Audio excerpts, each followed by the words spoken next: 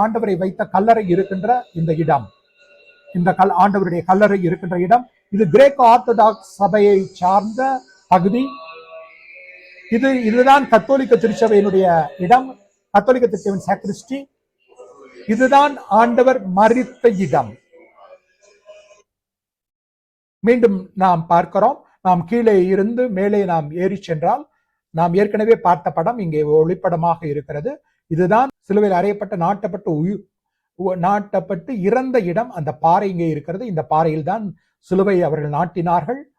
அதை நாம் தொடலாம். இங்கே இருக்கிறது. இந்த பீடத்துக்கு கீழே நாம் அந்த ஆண்டவருடைய அந்த பாறையை நாம் தொட்டு ஆராதிக்கலாம், வணங்கலாம். இதை இந்த படத்தில் நாம் பார்க்கலாம். இங்கே ஒருவர் அதை தொட்டு ஆராதிக்கிறார். நமக்கு ரட்சணியம் கொண்டு வந்த இடம், ஆண்டவர் மரித்த இடம் இந்த இடம். இது கிரேக் ஆர்த்தடாக்ஸ் சபையினுடைய பீடம். அதற்கு அருகிலேயே கத்தோலிக்க திருச்சபையினுடைய பீடம் இருக்கிறது. நாம் அங்கிருந்து நாம் கீழே சென்றால் ஆண்டவரை அங்கிருந்து சிலுவையிலிருந்து கீழே கொண்டு வந்து இறக்கி இந்த இடத்தில் கிடத்துகிறார்கள். பரிமள தைலம் பூச மற்ற இறுதி சடங்குகள் செய்ய இந்த இடத்தில் அவர்கள் வைக்கின்றார்கள். இங்கே திரியாத்திரிகர்கள் எவ்வளவு கூட்டமாக இருக்கின்றார்கள். ஆக இதுதான் ஆண்டவருடைய கல்லறை உள்ளே இருக்கின்ற இடம். ஆண்டவர் கல்லறையில் வைப்பதற்கு முன்பு அவர்கள் அந்த இடத்தில் கிடத்துகிறார்கள். இது போன்றுதான் எப்போதும் ஜெபம் நடந்து கொண்டே இருக்கும். இது கத்தோலிக்க திருச்சபை, இங்க மாரோனைட் திருச்சபை. இந்த இடத்தில் சிலுவை, இந்த படம் சொல்லுகிறது, சிலுவையிலிருந்து இறக்கி கீழே வைக்கிறார்கள். மீண்டும் அந்த படம் சிலுவையிலிருந்து இறக்கி இந்த பீடத்தில் வைத்துதான் பரிமள தைலம் எல்லாம் பூசி கல்லறைக்கு உள்ளே வைக்கின்றார்கள். சிலுவையிலிருந்து இறக்கி கீழே வைத்து எல்லா சடங்குகளையும் செய்துவிட்டு கல்லறைக்குள் வைக்கின்ற படத்தை அருமையான ஃப்ரெஸ்கோவாக அந்த ஹோலி செப்பல்கரில் இருக்கிறோம். இந்த இடத்தில் தான் ஆண்டவருடைய உடலை வைத்து சடங்குகள் செய்த இடம். திரியாத்திரிகள் அனைவரும் இந்த இடத்தை ஆராதித்து வணங்கி தாங்கள் வாங்கி கொண்டு வந்த பொருட்களை எல்லாம் இங்கு வைத்து எடுத்துச் செல்வது வழக்கம். இந்த இடம் கத்தோலிக்க திருச்சபை பீடம். இங்கு நாங்கள் திருப்பலி ஒப்பு கொடுத்தோம். ஆண்டவர் மரித்த இடம் கல்வாரி. இது உள்ளே ஹோலி செப்பல்கருக்கு உள்ளே நுழைகின்ற இடம். இதை பற்றி ஒரு சுவாரஸ்யமான செய்தி இருக்கிறது.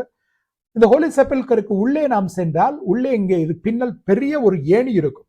அது என்னவென்றால், இந்த பேராலயம் இரவு 9 மணிக்கு பூட்டப்படும். திரியாத்திரிகர்கள் அனைவருக்கும் அது சாத்தப்படும். அப்போது அந்த ஏணியை எடுத்து ஏறி நாங்கள் அப்போது உள்ளே இருந்தோம். நாங்கள் அதை பற்றி சொல்லுகிறேன்.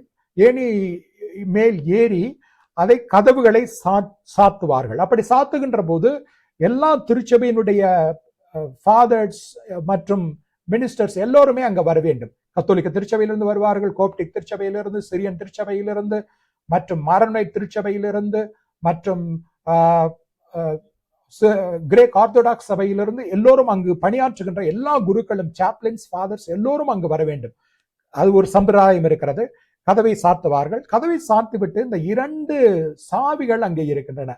இந்த 2 சாவிகளும் யாரிடம் கொடுக்கப்படுகின்றன என்றால் ஆச்சரியப்படுவீர்கள். அது 2 இஸ்லாமிய குடும்பங்களுடைய கரத்தில் அது கொடுக்கப்படுகிறது. 2000 ஆண்டுகளாக அந்த ட்ரெடிஷன், பாரம்பரியம் நடந்து கொண்டுதான் வருகிறது.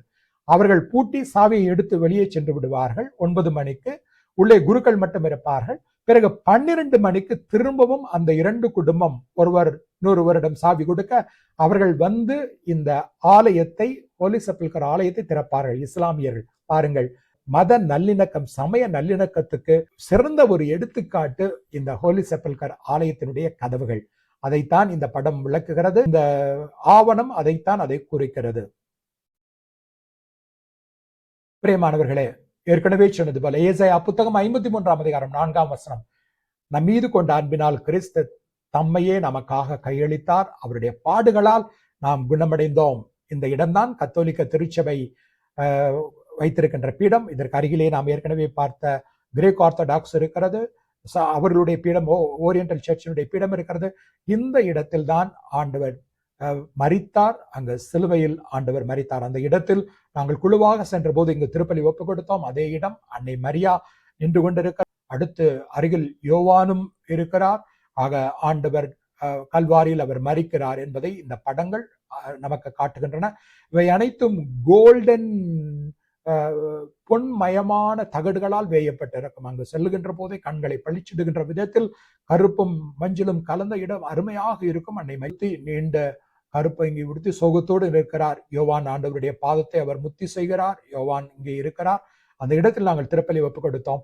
எங்களுக்கு வாய்ப்பு கிடைத்தது, எனக்கு ஒரு வாய்ப்பு கிடைத்தது. அங்கு திருப்பலி ஒப்பு 21 நாட்கள் இருந்தோம். ஒவ்வொரு நாளும் ஒரு குருவுக்கு ஒரு குறிப்பிட்ட நேரம் கொடுக்கப்பட்டது. நான் அந்த இடத்தில், ஆண்டவர் மரித்த இடத்தில் கல்வாரி திருப்பலி ஒப்பு கொடுத்தேன். இன்னொரு ஆண்டில் நான் சென்ற போது மற்ற நேரத்தில் நான் அங்கு சென்று அங்கு ஜெபித்தேன். ஆக அவற்றை காண்பிக்கிறது. இந்த கல்வாரி பீடத்துக்கு அருகில் ஸ்தாபாத் மாப்தர் என்ற அன்னையினுடைய திருச்சிருவம் இருக்கிறது.